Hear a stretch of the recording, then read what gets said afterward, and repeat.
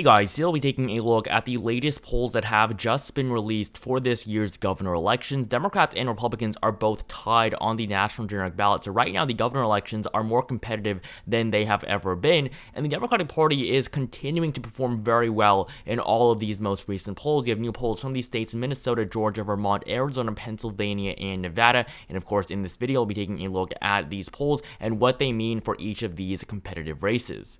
So starting off with the state of Minnesota, Tim Walz is doing relatively well in all of the most recent polls. He was first elected in 2018 by a double-digit margin against Jeff Johnson. Of course, 2018 was a very favorable year for Democrats. They were able to flip 7 states nationwide on the gubernatorial level, with flips in Kansas and Wisconsin. These two were very impressive flips for Democrats, even if the national environment favored Democrats. And of course, Walz's double-digit margin in Minnesota was also impressive as well, because in 2016, Hillary Clinton came less than 2% away from losing the state entirely on the presidential level. So Minnesota is not the solid blue state that it once was. Races here are going to become increasingly competitive, and in 2022, Tim Walz is in a closer race than he was 4 years ago. The most recent polls, though, do show him ahead, and of course, the most recent one was actually funded by the Scott Jensen campaign. Tim Walz still leads by a margin of 4%. And if you look at the betting markets for Minnesota, Democrats currently have an 85% chance at victory, just 17 for the GOP, and the numbers really have not improved for the Republican Party at all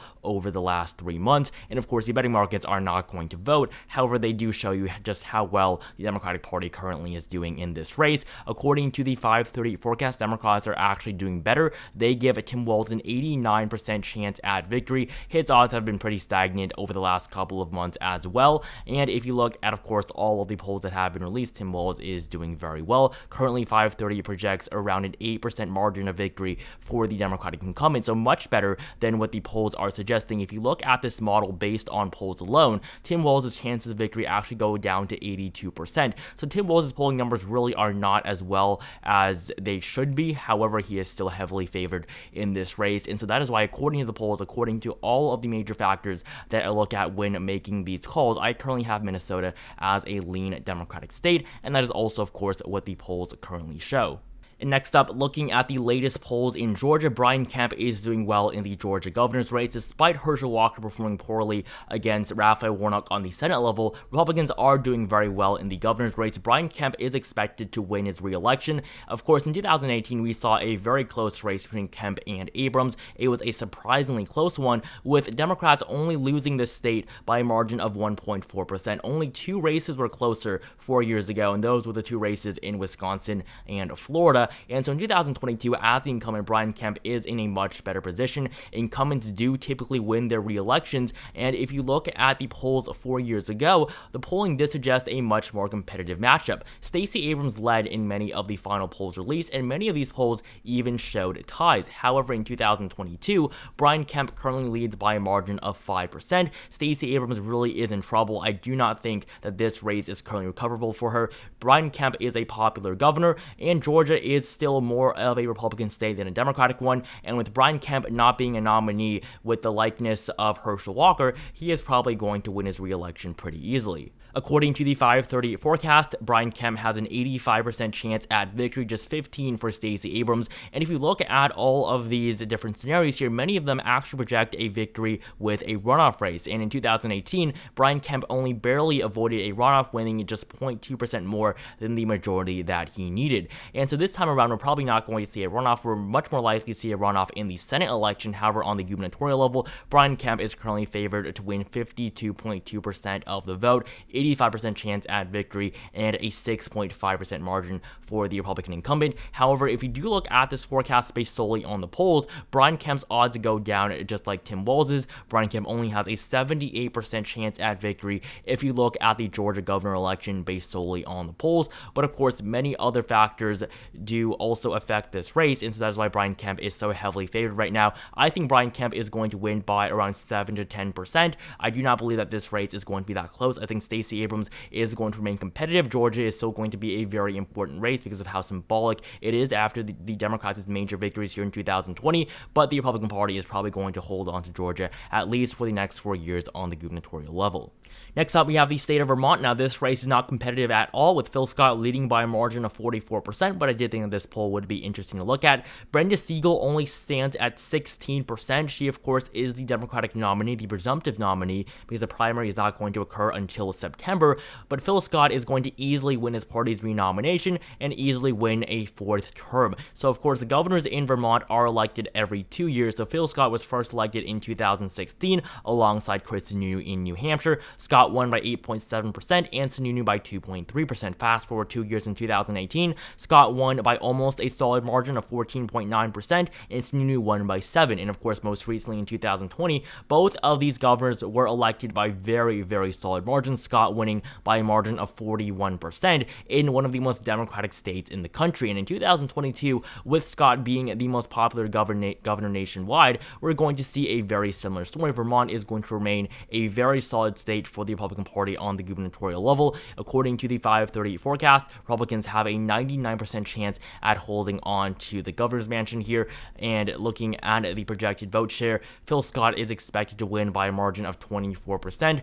Brenda Siegel really stands no chance at this point. So the state of Vermont is going to be very solid for the Republican Party. Moving on to the race in Arizona, of course, we were going to have the primary here tonight. Katie Hobbs is going to easily win the Democratic nomination, but on the Republican side, Karen Taylor Robson and Kari Lake have been in a very competitive primary over the last couple of months. Robson represents the more moderate wing of the Republican Party and has received the endorsement of major GOP figures like Governor Doug Ducey in Arizona and Vice President Mike Pence, while for Kari Lake, she of course represents the more Trump wing of the Republican Party and has received the endorsement of Donald Trump himself. And so that probably is going to be enough for Lake to win. Even though Kari Lake polls much worse against Hobbs than Robson, she is still the presumptive nominee. She currently has an 87% chance at clinching the nomination, but we're probably going to have a very interesting night today no matter what. And if you look at the latest polls for the GOP primary, Kari Lake is up on average by 12%. However, the most recent poll actually does put Robson ahead.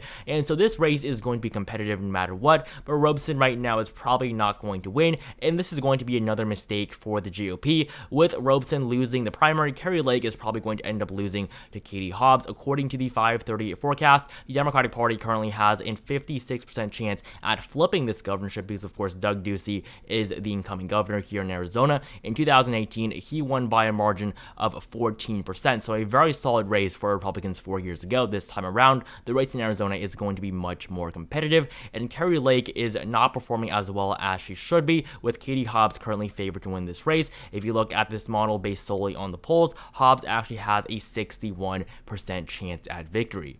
However, if you do look at the betting markets for this race, Republicans are favored with a 59% chance at victory and just 40% for the Democrats. Karen Taylor Robson is probably not going to end up with the nomination, and I think that is going to hurt the GOP as a whole. And of course, many Robson supporters are probably not going to support Kari Lake. This is the negative effect of having a very competitive primary. Primary voters for one candidate may not actually end up switching for the other in the general election. So right now, according to the polls, I do have Arizona as a lean state for Democrats just based on the polls. Many of these polls have been funded by Democratic sponsors or the Katie Hobbs campaign, so they are likely to give an advantage to the Democrats. So even though on average Hobbs does lead actually by a larger margin of around 7 to 8%, I'm going to categorize Arizona as being a lean state, at least according to the polls as of right now.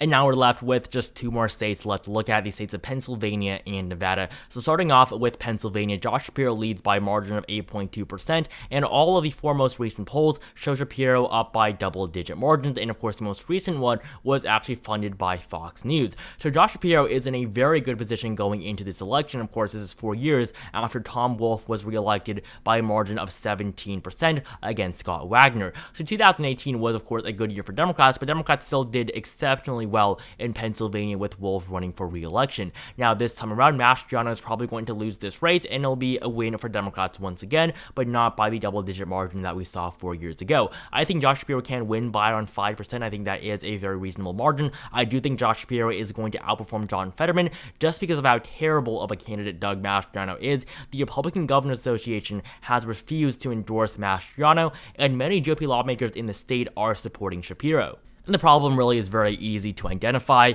Mastriano simply is too radical of a candidate even for many members of his own party, and if he wins, he and the Republican-controlled legislatures are going to terminate abortion rights for the people of Pennsylvania, and so that is going to be a big reason why Shapiro is probably going to end up winning this race. Governors are going to have a big say, at least in states like Pennsylvania and Michigan, in terms of how abortions are going to be done in their state in the next couple of decades. And if you look at the betting markets here, Democrats have a 76% chance at winning, Mastriano only at 25%, and at one point before Mastriano won the nomination, he was favored to win this race. Many Republicans, at least on the establishment side, wanted Lou Barletta to become the nominee. He would have performed better than Mastriano. I don't know if he would have won, but still, Mastriano right now is performing worse than anyone could have possibly imagined. If you look at the 538 forecast, Democrats currently have an 84% chance at holding on to this governorship for another 4 years after 8 years of Tom Wolf. So right now, according to the polls, Pennsylvania is going to be a likely Democratic state, even though I do not believe Democrats are going to win